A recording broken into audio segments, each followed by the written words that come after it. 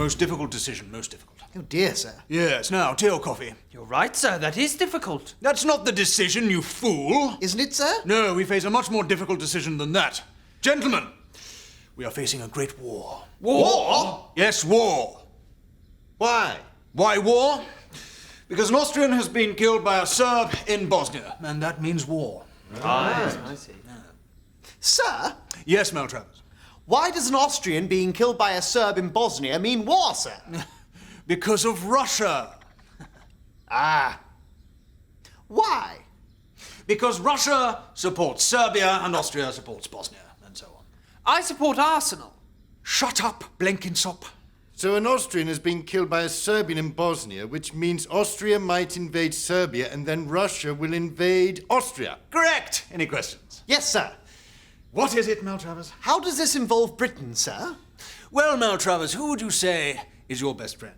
Oh, well, Blenkinsop, sir. He's a spiffing fellow. And if I were to punch Blenkinsop in the nose, what do you think he would do? Well, nobody punches Blenkinsop and gets away with it.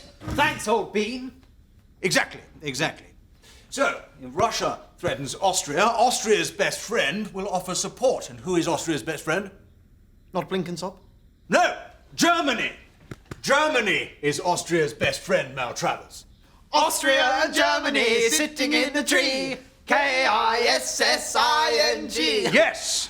So, if Russia were to attack Austria, Germany would attack Russia. But that will leave Germany undefended on the other side. So, if Germany were to attack Russia, she would also have to attack France. France? Yes, France. And if Germany were to attack France, it would leave Belgium threatened.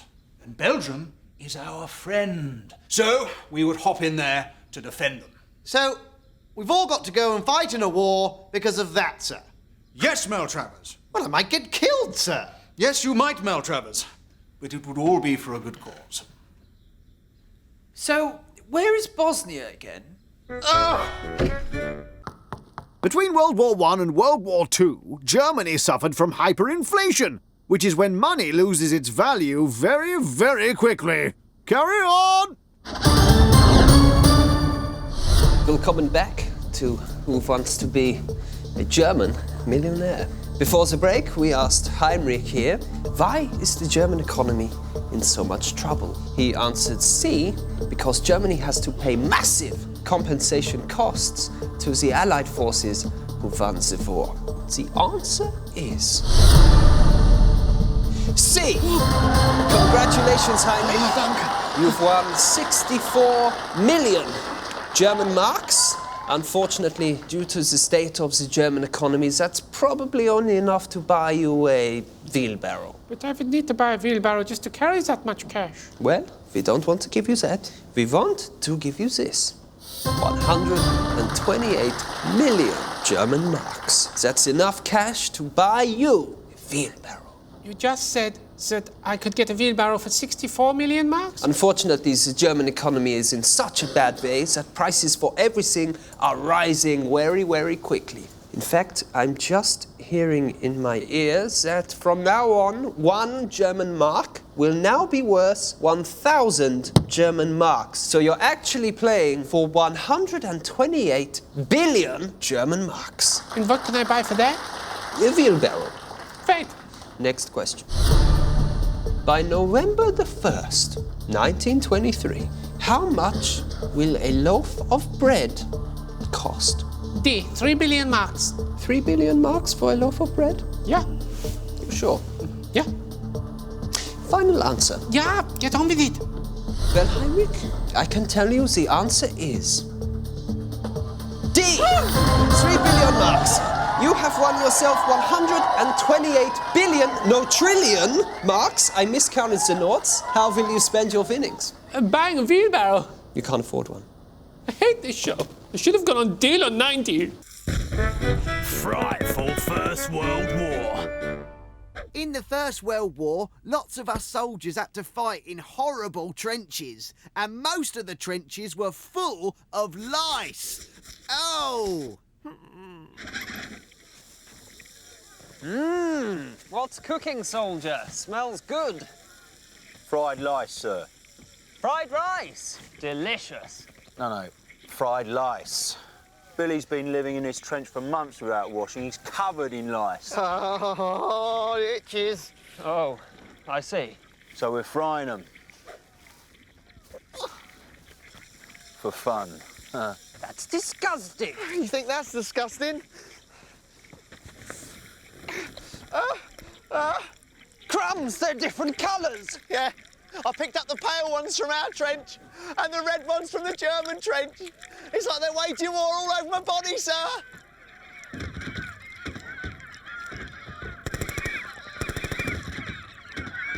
It's not looking good, Commandant. The British lice have taken control of the head and are advancing south.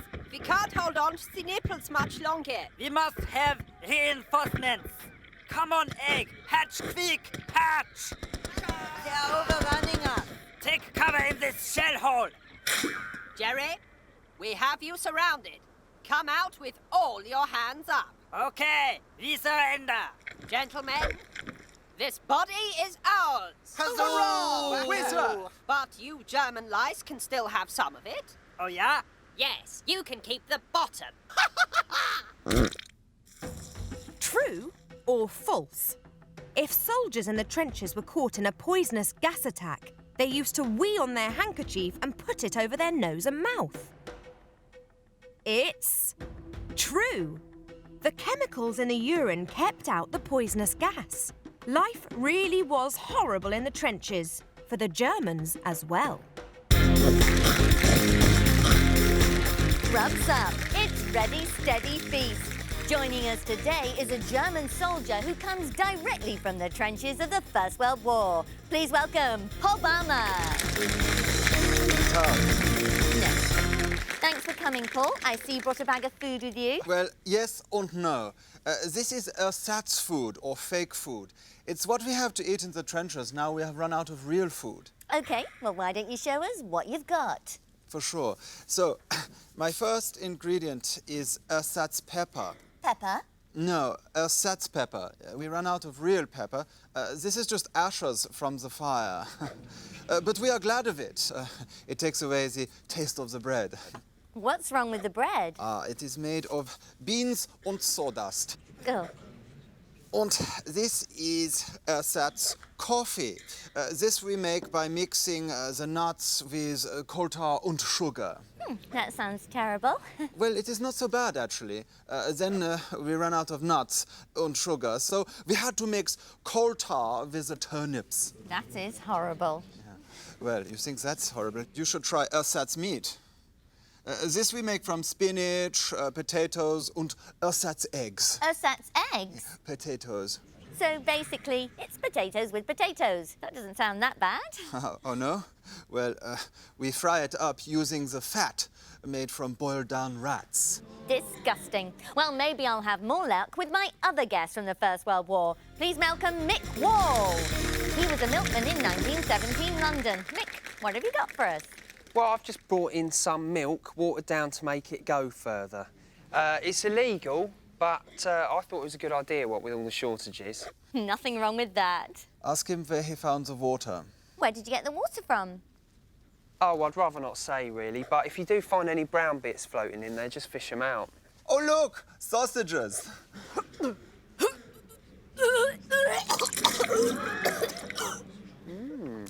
Might make it taste nicer. Yeah, for sure. Grub is up. Oh, shut up.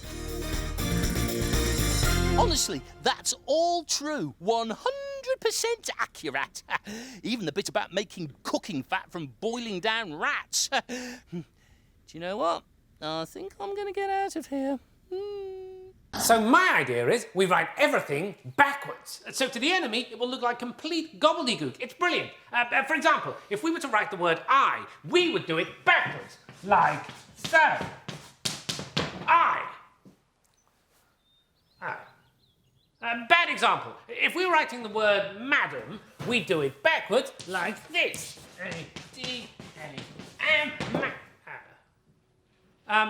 If we were writing the word race car, then we'd spell it backwards, which would be... Yes, I think it might be back to the drawing board with that one, old bean. Yes, perhaps you're right. Tell you, this secret code lock is a darn tricky business. Isn't it just? Well, thanks for nothing. My word. Agent Saunders? We thought you were in that prison camp at Drancy. No, I escaped. No thanks to you, idiots. Steady on now, chap. Steady on? I've just crossed the whole of occupied France with no money and no map. Did you even get my letter? Some time ago. I'm afraid it didn't make a great deal of sense. I used Sergeant Hall's code, just like you said. Escape plans, January 2nd, send map and money. You just read every word after the punctuation, just like we discussed. Ah, every word after the punctuation. See, we were reading every word before the punctuation. Please prepare the old goat for wedding. Why on earth would I say that? Well, we were rather confused. As was the goat. So, it turns out you're better at this secret code lock than we are.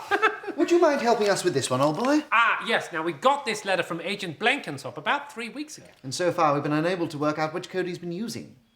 Trapped in Paris, please send help. Now, what is he trying to tell us? There's a message in there somewhere. Oh, I'm going for a bath. Do you actually think he's trapped in Paris, do you? Where's Paris? True or false? Spies in World War II sometimes used we to write letters. It's true. It worked like invisible ink. When the paper was heated, the we writing became visible. Yes, British spies had lots of cunning devices, and all the gadgets you're about to see really were used in World War II.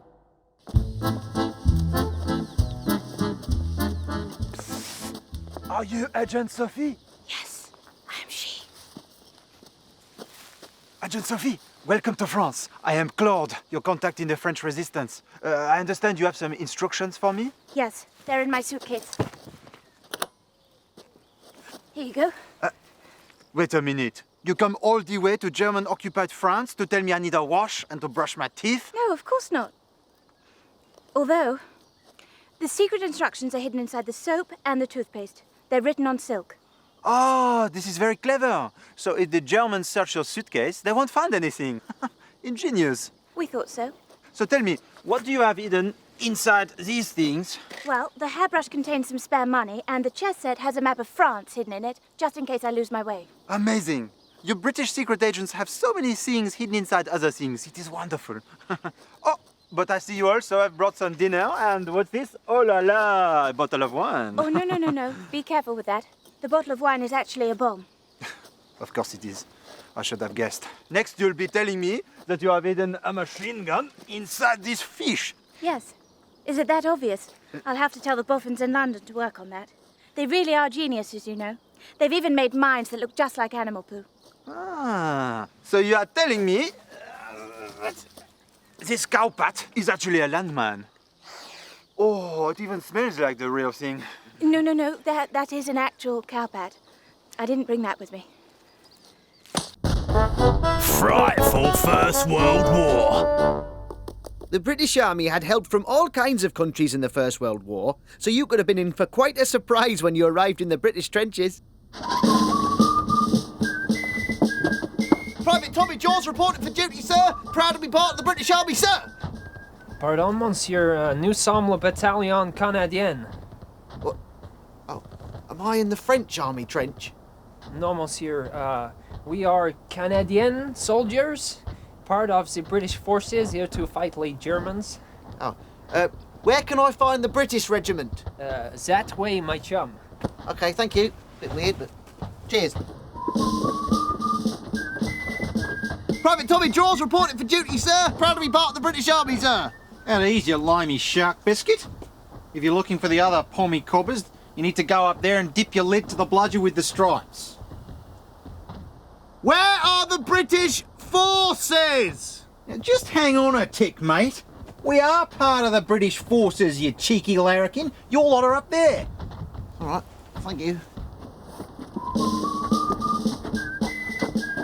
Private Tommy Jaws reporting for duty, sir. I'm guessing you're not looking for the South African division, my friend. No, I'm not. Do you know where the British part of the British forces are? Right, yeah. You want to head down here, do a left at the West Indians, then a right at the Gurkhas, and then head straight through the Indian division, and stop just before you get to the New Zealanders. All right? God save the king! Whatever. Excuse me? Yep. Is this the part of the British forces with the actual British in? That's right. Oh, thank goodness for that. I spent the last hour looking for you lot. Turns out half the British forces from other countries. I couldn't understand a word they were saying. Well, don't worry, you're here now. Alien, collect your bump, your flea bag and your daisies from the Devil Dodger. Watch out for chats and canuts, and you should be able to avoid getting chin strapped or sent to the rest camp with a meat ticket because you're a landowner. Do you know what? I think I might go back to that French lot. Au revoir.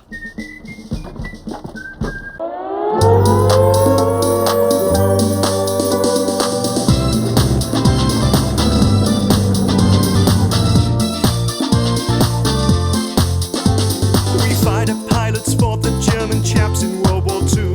And hurricanes and Spitfires performed feats of daring do. The finest British pilots that the world could hope to have. Binky, Stinky, Squiffy, Frantisek, and Stanislav. Whole fire is that some foreign chaps risking their necks. That's right, some of the bravest men were Polish and Czech.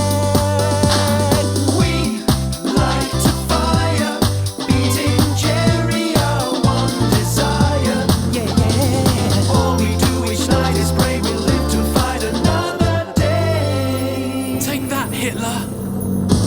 My name is Douglas Bader, let me tell of my ordeal.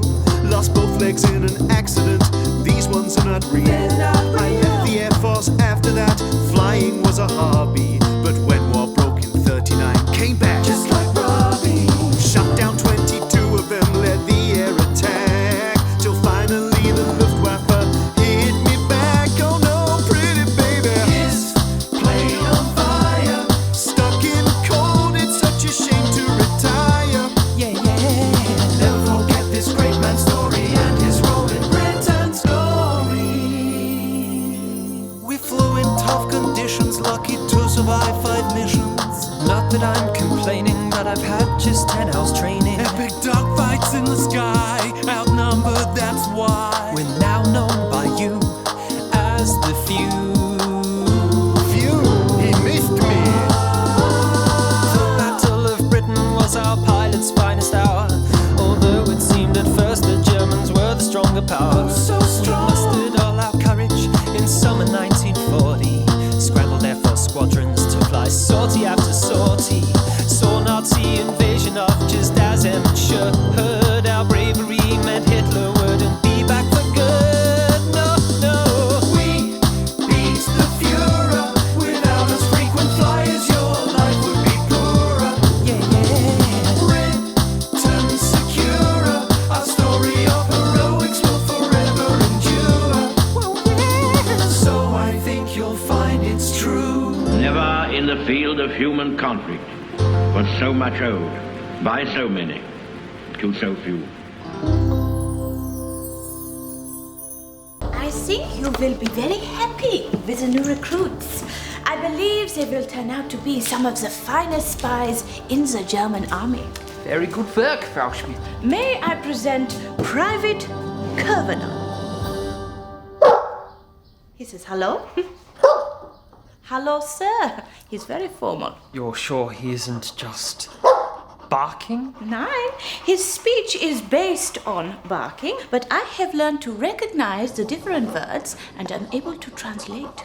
Now, Frau Schmidt, are you just making this up? Well, General, as you know, Adolf Hitler himself has authorized the setting up of the animal talking school. Are you suggesting that his idea is not entirely a good one? In no way, Frau Schmidt. Perhaps you'll be more easily impressed by Private Rolf. He taps his paw in a different way for each letter. Now that is more like it. Do you have anything you wish to say to the General, Rolf? W O O F. Woof. Do not bark at the General. Bad soldier. We are also carrying out experiments to see if dogs can communicate telepathically with humans. Oh, what's that, Rolf? You want a bone? You don't have to be a mind reader to know that. He's a dog. Perhaps you'll be more impressed by Private Axel. And how does he communicate? Well, ask him a question. Any question? Yeah, any question. So long as it is, who is Adolf Hitler? Who is Adolf Hitler? Now that is good. Our research is coming on leaps und bounds, sits und playdeads. Soon we will have a spy network of dogs. Well, the Allied forces certainly won't be expecting that. There is just one small problem with our new recruits. What's that? There are some hygiene issues. Yeah. Oh, Rolf says sorry. I bet he